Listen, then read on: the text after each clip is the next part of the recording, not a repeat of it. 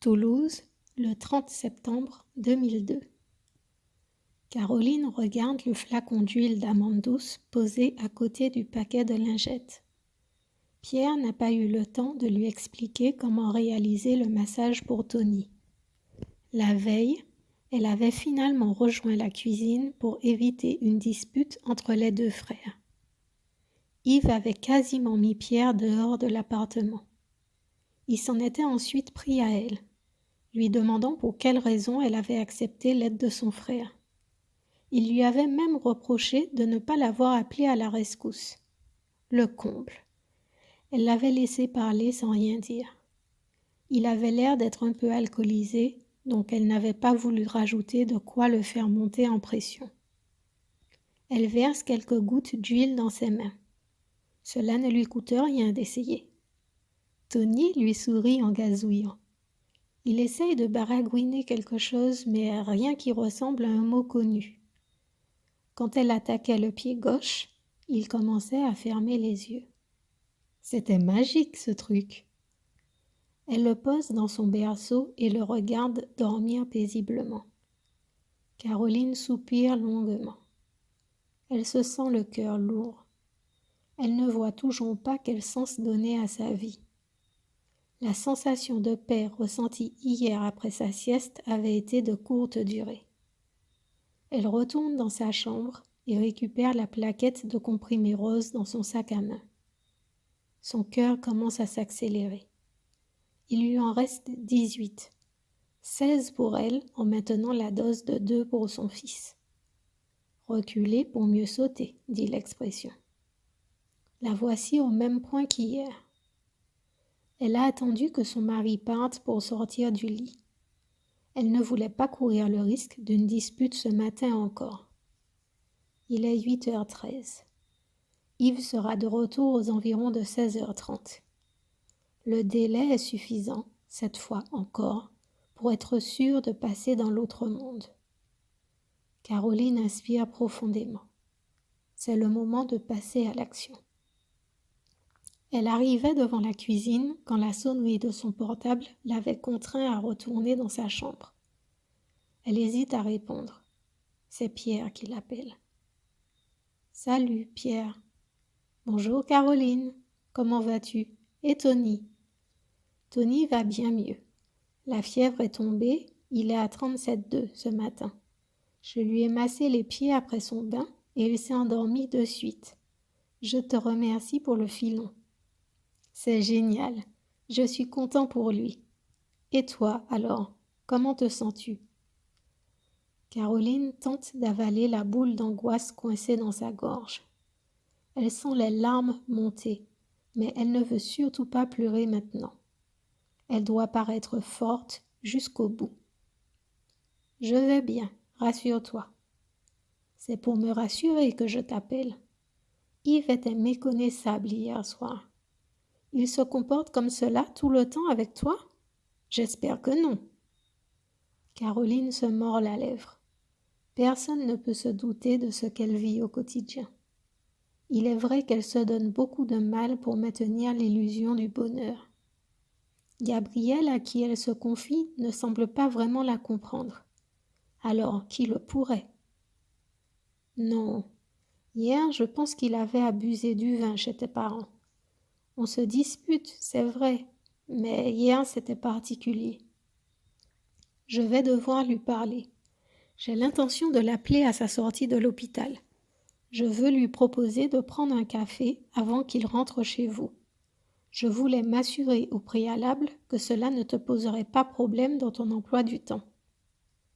Pierre, c'est gentil de ta part, mais je ne sais pas si c'est une bonne idée.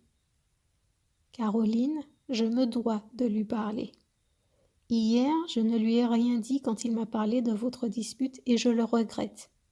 Si je lui avais donné mon opinion, il aurait peut-être réalisé que son attitude n'était pas correcte. Il serait peut-être rentré t'aider. Je suis son grand frère et en plus son témoin de mariage. C'est mon rôle de le recadrer. Et là, en ce moment, c'est une évidence que je dois intervenir.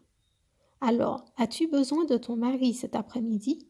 Ou puis-je te l'emprunter un moment pour discuter avec lui ? Merci, Pierre. C'est vraiment sympa de ta part. Tu peux l'appeler, je n'ai rien de particulier à faire. Je vais rester tranquillement me reposer et m'assurer que le mieux continue pour Tony. D'accord. Garde ton téléphone près de toi. Je t'appelle pour te dire comment s'est passée notre discussion. Repose-toi bien. Bisous. Bonne journée, Pierre. À plus tard. Caroline regarde la plaquette dans sa main. Elle sait que son mari est très réceptif aux conseils donnés par les siens. Qui sait si Pierre peut l'aider à changer de comportement? Elle range la plaquette dans la poche de son sac. Elle va profiter de ce moment de calme pour dormir un peu. Toulouse, le 11 mars 2020. Ben dis donc, papa arrivait toujours à temps. Oui, vraiment. C'est comme s'il ressentait les choses.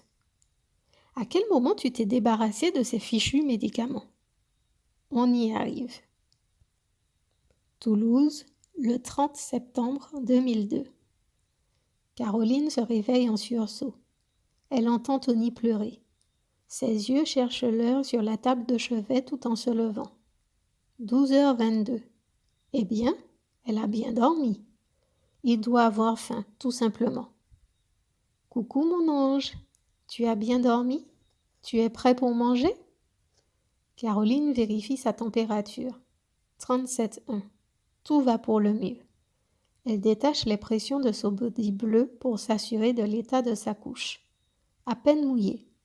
Elle va attendre le repas terminé pour le changer une bonne fois. Elle prend son fils dans ses bras. Je te demande pardon, mon chéri. Maman n'a rien préparé pour déjeuner. Si tonton Pierre n'avait pas appelé, nous serions tous les deux en train de regagner le ciel maintenant. Mais rassure-toi, je lui fais confiance et je sais que tout ira mieux maintenant. Allons chercher ce que je peux te donner pour remplir ce petit ventre qui gargouille. Tony lui sourit. Il tape des mains gaiement. Caroline lui rend son sourire. Elle veut croire en des jours meilleurs. 18h30, son portable sonne. Caroline répond aussitôt à Pierre. Elle raccroche 2 minutes après, tout sourire. Elle pousse un soupir plein d'espoir. Elle voit l'influence de son beau-frère sur son mari. Yves l'avait appelé en sortant du travail pour l'avertir qu'il ne rentrerait pas de suite. Il l'avait laissé comprendre que c'était lui qui avait proposé un café à son frère pour discuter de la veille. Elle sait qu'il a menti, mais ce n'est pas le plus important. Selon Pierre, il semblerait s'être excusé et avoir reconnu s'être mal comporté. Les tensions dans son service seraient la source de son humeur massacrante. Il avait aussi dit se sentir délaissé par Caroline, toujours aux petits soins pour leur fils. Il avait dit qu'il lui raconterait plus en détail ultérieurement, car il avait un rendez-vous. Caroline passe dans la chambre de Tony. Il dort paisiblement. Aujourd'hui était à marquer d'une pierre blanche. Il n'avait pleuré qu'à son réveil à midi. Elle lui avait fait un écrasé de pommes de terre complété d'un biberon de 250 grammes. Elle l'avait ensuite changé et lui avait fait un nouveau massage des pieds. Il avait l'air de particulièrement apprécier ce moment. Tout comme ce matin, il s'était endormi avant qu'elle ait terminé. Elle ouvre le réfrigérateur. Elle a tous les ingrédients nécessaires pour faire des pâtes carbonara ce soir. C'est l'un des plats préférés de son mari. Selon les dires de Pierre, elle va devoir y mettre du sien si elle veut voir la situation s'améliorer avec Yves. Alors elle est prête à faire des efforts. Si Tony pleure moins, cela leur facilitera déjà la tâche. Ils seront moins fatigués et plus détendus. Toulouse, le 11 mars 2020. Ça n'a visiblement pas marché, vous vous êtes séparés. Détrompe-toi, ça a plutôt bien fonctionné. Ton frère ne pleurait plus que quand il fallait lui changer sa couche ou qu'il avait faim. Le calme était donc revenu de ce côté-là. J'ai aussi fait des efforts sur le plan sexuel, même si en vrai je n'avais plus de désir pour Yves. Mais je pensais que c'était le stress des événements passés et qu'avec le temps ça irait mieux. Notre couple allait mieux et nous avions recommencé à communiquer calmement. Je ne comprends pas. Pourquoi as-tu laissé tonton alors? En fait, suite à ce 29 septembre, ton père s'est mis à m'appeler tous les jours. J'exagère, non. Pas des appels obligatoirement, mais au moins des messages. Bref, de ce jour, j'ai été en contact permanent avec ton père. C'est à cette période que j'ai appris à mieux le connaître. J'ai découvert un homme attentionné, charmant, avec beaucoup d'humour. Il avait toujours le mot pour me faire rire. Il illuminait mes journées et je ne saurais même pas dire à quel moment vraiment je suis tombée amoureuse de lui. Ah ben bravo! Je comprends mieux pourquoi ma question t'embarrassait. Reconnais que je t'ai dit d'emblée que ta question était vaste. Soit, mais ce n'est pas la question en vérité, c'est surtout ta réponse. Donc si je comprends bien, tu ne sais pas à quel moment tu es tombée amoureuse de papa. Mais il y a bien un événement déclencheur, non? Comme je te l'ai dit, nous étions en contact tous les jours. Je pense que cela s'est fait petit à petit, mais je sais l'événement qui a mis le feu aux poudres. Ah, quand même! Toulouse, le 23 novembre 2002. Caroline prépare le sac de Tony. Ses beaux-parents ont proposé de le garder pour la nuit. Pierre les a invités, Yves et elle, au restaurant ce soir. Après le dîner, il est prévu qu'ils aillent tous danser. Elle n'était pas emballée à l'idée de chercher une nounou. Elle avait d'abord décliné la proposition. Son mari avait alors demandé à ses parents s'ils acceptaient de prendre le relais pour une nuit. Ils avaient accepté avec joie.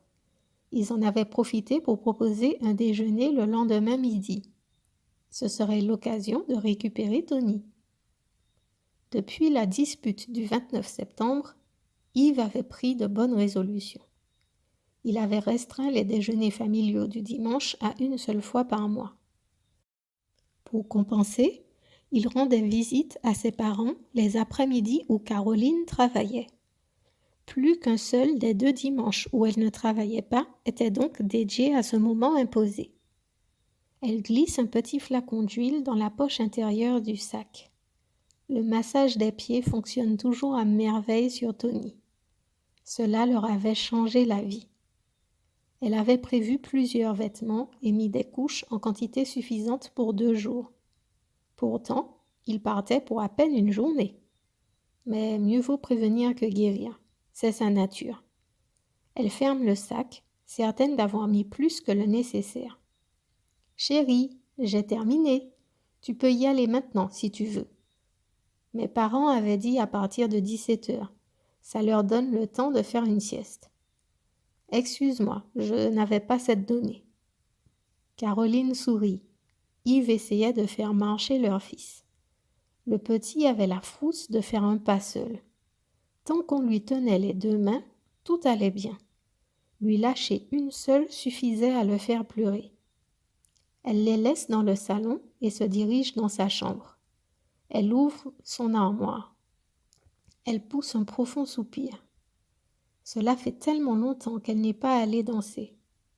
Elle ne sait pas quoi se mettre pour être jolie tout en étant confortable. Elle sait que cette soirée sert surtout de prétexte à Pierre pour lui présenter sa nouvelle petite amie. C'est étrange. Il ne lui avait jamais dit qu'il fréquentait quelqu'un. Toulouse, le 11 mars 2020. Quoi? Papa avait une copine? C'est pas sérieux. Ça faisait 3 mois à peine qu'ils se connaissaient. Mais n'empêche, vous n'aviez jamais parlé d'elle, il me semble. Je savais que tu étais encore mariée, mais pour moi, papa était célibataire. Isabelle, je trouve que tu exagères. Ce n'est pas comme s'ils étaient en couple depuis des années ou qu'ils vivaient ensemble. Il avait une copine tout de même. Il voulait vous la présenter. Cela devenait donc officiel. On dirait que tu es plus choquée par cette nouvelle que par le fait que j'étais mariée. Pas du tout. Je trouvais déjà énorme de devenir la maîtresse de son beau-frère. Mais savoir que vous étiez tous les 2 en couple, je trouve ça encore plus gros. Il n'y en a pas un pour sauver l'autre, en fait. Je me trompe ou tu es en train de nous juger, ton père et moi? Je ne vous juge pas, je trouve juste que ce n'est pas bien. Par conséquent, c'est un jugement. Dire ce n'est pas bien est une tournure positive pour ne pas dire que c'est mal.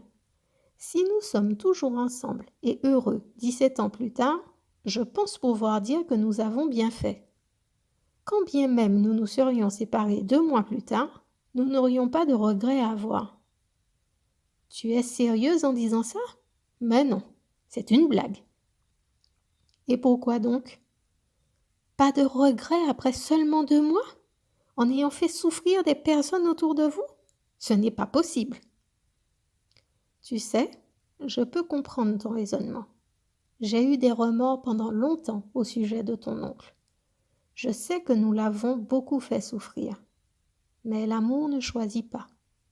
Aurais-tu trouvé cela plus juste si j'étais restée mariée avec lui tout en étant amoureuse de ton père? J'aurais été malheureuse, ton père aussi, et Yves aussi, car il n'aurait pas eu la femme qu'il méritait à ses côtés. Ton frère aussi aurait été malheureux. Et toi, tu ne serais pas là en cet instant précis pour me juger.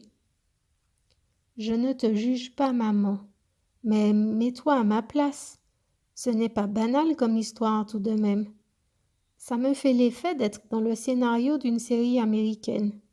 Tu es un peu comme Brooke Logan dans Amour, gloire et beauté. Le jour où je ferai un enfant avec ton mari, tu auras le droit de me comparer à Brooke. Mais pour le moment, je pense ne pas être à son niveau. Et même en faisant ça, je serai loin derrière. Il me faudrait coucher avec ton grand-père en plus. Berk, c'est dégoûtant, maman. C'est toi qui as osé cette comparaison. Je te montre que je ne suis pas d'accord avec toi, tout simplement. Isabelle pousse un soupir. Elle serre sa mère dans ses bras et lui fait un baiser sur la joue. Je te demande pardon, maman. Je reconnais que ce n'était pas gentil de ma part. Pas gentil? Comparer une femme à ce personnage télé est la pire insulte que je puisse trouver. C'est pas toi qui as dit que l'amour ne choisit pas? Caroline pince gentiment le nez de sa fille en réprimande. Reprenons notre histoire. Toulouse, le 23 novembre 2002. Caroline s'assied sur son lit, dépitée. Elle n'a pas fait de shopping depuis la naissance de Tony. Résultat des courses, elle ne trouve rien qui lui aille comme elle le voudrait. Elle a essayé une petite robe noire qu'elle mettait souvent avant la grossesse. Son profil devant le miroir l'avait dissuadée. Il ne lui reste pourtant que 3 kilos à perdre par rapport à avant. Elle peut s'estimer heureuse de n'avoir pris que 9 kilos pendant toute sa grossesse. Elle n'avait pourtant pas fait d'efforts pour surveiller sa ligne. Mais il va falloir qu'elle prenne des dispositions. Faire un peu de sport. Elle se relève et sélectionne un jean noir et une blouse rouge. Simple, mais efficace. Et puis, c'est pas comme si elle allait en boîte dans l'espoir de draguer. Elle est déjà mariée. Yves et Caroline arrivent avec 10 minutes d'avance au restaurant. Ils s'installent au bar en attendant l'arrivée de Pierre et sa copine. Tu l'as déjà rencontré, toi? Non. Pierre m'a dit qu'il attendait de voir quelle tournure prendrait leur relation. Ce n'est pas forcément rassurant de rencontrer quelqu'un en boîte de nuit. Mais apparemment, leur relation a l'air de coller. Il m'a dit qu'il compte sur nous pour donner notre avis. Pierre n'est pas un gamin. Il ne va quand même pas se baser sur notre opinion pour savoir s'il poursuit une histoire d'amour ou pas. C'est ta façon de voir les choses. Chez nous, nous sommes très proches. La vie du clan compte énormément.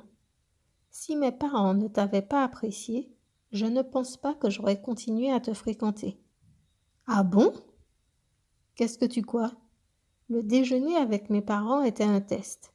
Mais tu as réussi haut la main. Tout le monde t'a adoré. Aussi bien mes parents que Pierre. Ouf! C'est toujours sympa de savoir qu'on réussit une épreuve avec mention. Surtout quand on ne sait pas qu'on est testé. Heureusement que tu ne m'as rien dit. J'étais déjà suffisamment en stress à l'idée de voir ta famille. Ah, les voilà. Caroline ressent un pincement dans sa poitrine aussitôt qu'elle découvre l'amie de Pierre. Elle est juste magnifique. Une peau café au lait avec de magnifiques yeux marron clairs. De beaux cheveux bouclés qui tombent en cascade sur ses épaules. Elle porte une robe moulante rouge qui épouse parfaitement son corps de déesse. Une belle poitrine, une taille fine, des hanches bien proportionnées. Elle avait tout l'air d'un mannequin. « Salut Caroline et Yves, je vous présente Sandra. Sandra, voici mon frère et son épouse. Enchantée de vous connaître. On passe à table. » Durant le dîner, ils avaient appris à la connaître. Sa mère, d'origine réunionnaise, était venue faire ses études à Toulouse et s'y était mariée. Sandra était fille unique et faisait des études de droit. Elle fêtait ses 26 ans à minuit. « Pierre, tu exagères. Tu n'as pas dit que c'était son anniversaire. On lui aurait pris un cadeau. » « Ce n'est pas grave. Que Pierre me présente à sa famille est un cadeau inestimable, bien plus précieux. » Sa phrase terminée, elle s'était rapprochée de Pierre pour lui déposer un baiser sur les lèvres. En voyant ce geste, Caroline se sent prise de nausée. Elle plonge la tête dans son assiette pour faire diversion. Après le dîner, ils avaient enchaîné dans la boîte de nuit où Pierre et Sandra s'étaient rencontrés. Caroline avait été surprise en y arrivant. La musique diffusée était une sélection de zouk, compas, avec de la variété internationale également. Elle n'aurait jamais imaginé Pierre dans une ambiance pareille. « Comment as-tu fait pour atterrir ici ?»« Pourquoi cette question ? Tu n'aimes pas ?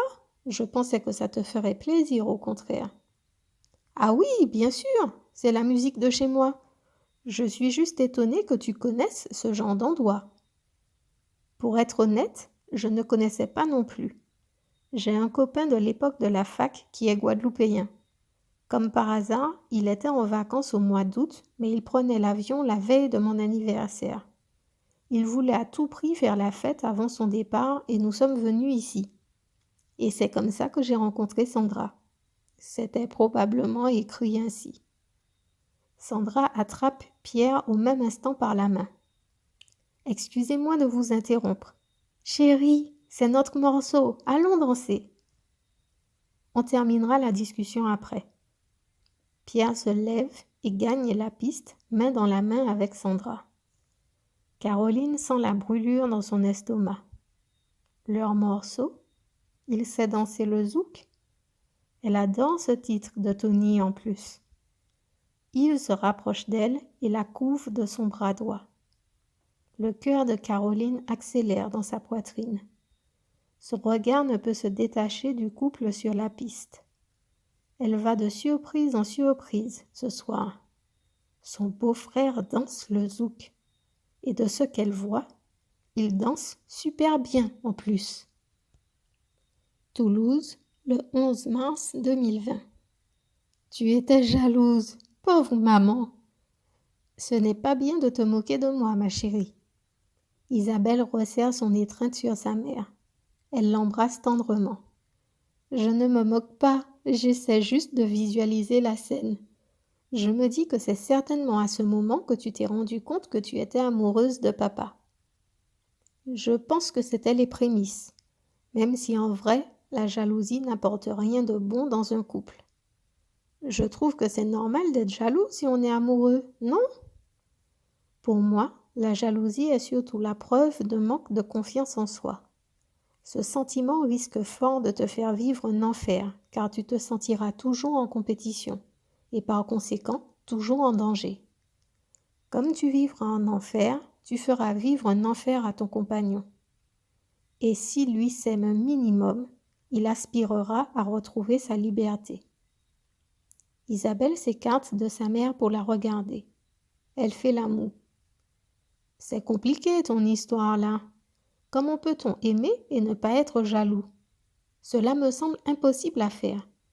Tu n'es pas jalouse de papa ? Je ne suis plus jalouse de ton père, car nous avons construit notre couple sur la confiance. La jalousie repose sur un sentiment de possession. Ton père ne m'appartient pas. Par conséquent, je n'ai pas de raison d'être jalouse. Comment réagirais-tu si tu découvres que papa te trompe? Cela ne te ferait rien? Je crois qu'il ne faut pas tout mélanger. Je pense que cela me ferait quelque chose, forcément, mais je prendrai le parti de discuter avec lui. J'essaierai de comprendre pour quelle raison il est allé voir ailleurs. Est-ce moi qui dois me remettre en cause parce que je l'aurais négligé?